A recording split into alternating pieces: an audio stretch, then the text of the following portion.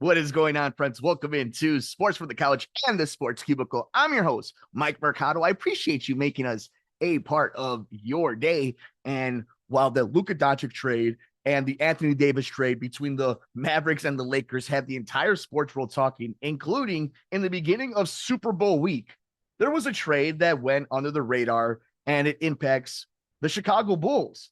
And yeah, that's right. The Chicago Bulls actually made a move because Zach LaVine is now heading to Sacramento as the San Antonio Spurs get De'Aaron Fox. Sacramento gets Zach LaVine and a whole bunch of draft picks. And your Chicago Bulls, our beloved Chicago Bulls, get Zach Collins, Trey Jones, Kevin Huerter, and their very own 2025 first round pick. So this had a lot of people talking. A lot of Bulls fans scratching their head. You know, it's interesting the last few days of NBA trades, just how confusing some of these moves have been made for so many different reasons. But if you're a fan of Dallas, if you're a fan of LA, more specifically LA, you can explain to people how these trades got done. But for the Chicago Bulls, more specifically the front office, I think this trade just encapsulates and solidifies the disappointment and the failure that it has been for Arturas Karnisovas, Mark Eversley, Michael Reinsdorf, and the entire Bulls front office. This has been a disaster of an experiment.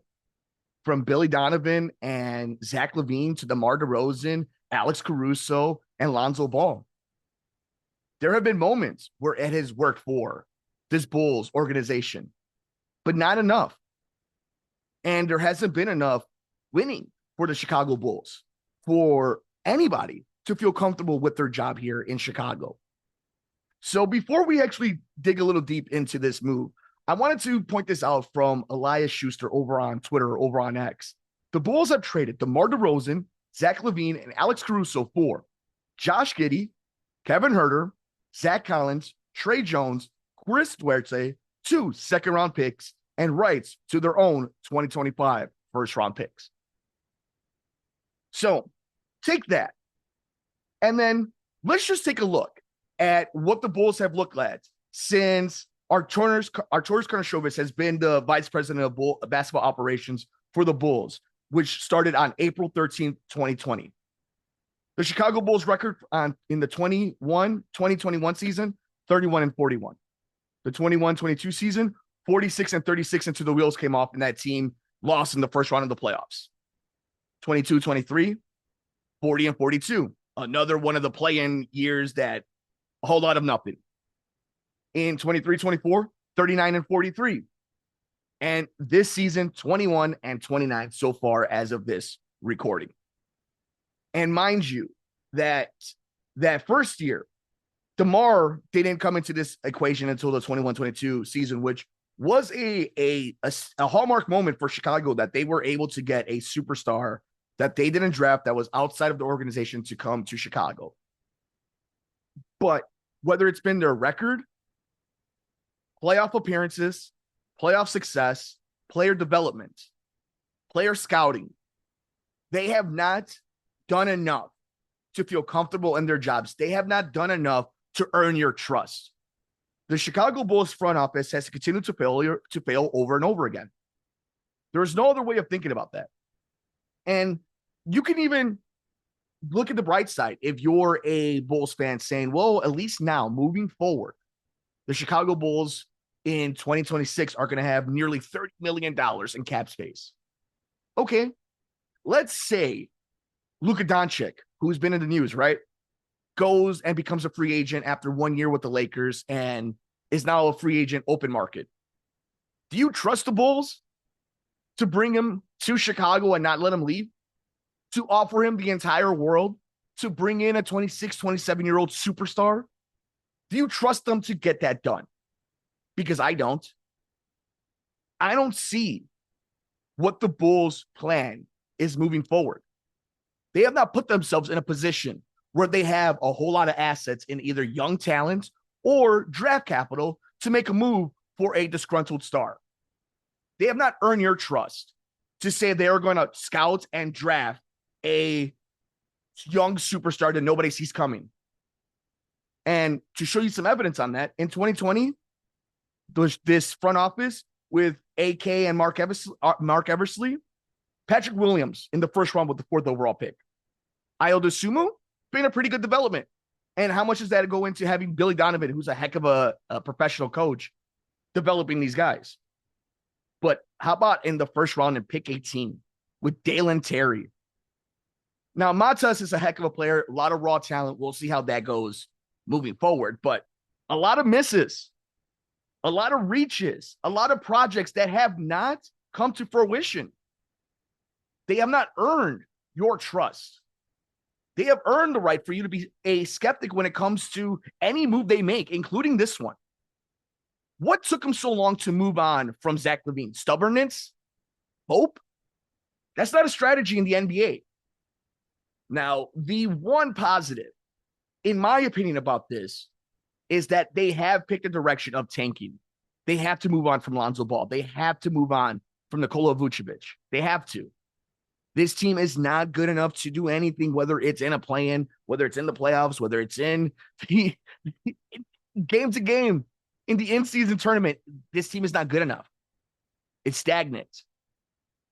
So when I saw this Zach LaVine trade happen, my initial thought was it's about time.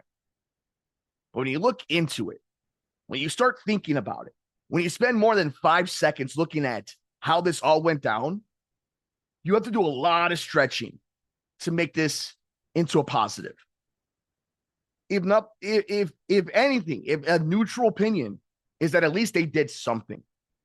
At least there is some movement by this organization that just seems to be on life support constantly, over and over again, when it comes to being a mediocre organization. But here we are now. A lot of young guys are going to get playing time. There's going to be expiring contracts. But there's nothing that they can offer another team for a superstar. There's nothing they've done that makes you believe that they're going to find a diamond in the rough in the draft. And there's nothing on this current roster that makes you think that they have a superstar in the making. So where are the Chicago Bulls for the next 5-10 years? And circling back to it, if they have cap space, that's great. Awesome. In a few years, have you ever seen them land the big fish? Have you ever seen them successfully try to recruit a superstar to Chicago and them end up playing here and not having jokes on jokes on jokes about the recruitment that is the Chicago Bulls organizational pitch? No, because I don't either. I've seen it 1,000 times. They have to completely clean house and for right now, just pray that they can just build and grow when it comes to their vault of assets, because there is no other way for this Bulls team to get any better. It is not going to be nice. It's not going to be pretty. It's not going to be easy, but they have not done themselves any favors to make it easier. They have not done any planning, any future building to allow themselves this grace period where it may be a couple of growing pains here or there, but they're setting themselves up for a fortune-filled future. It's not what's happening right now. It's bleak. There's very little to hold on to for this team. Even when it seems like they might have done something they should have done, they had to do, it still feels like they did it completely wrong. And it is a trend in Chicago sports that is very frustrating. But it's the stubbornness, particularly in Jerry Reinsdorf-owned teams, whether it's Michael who runs them or Jerry, the stubbornness that we've seen in so many organizations here in Chicago to refuse to admit their mistakes.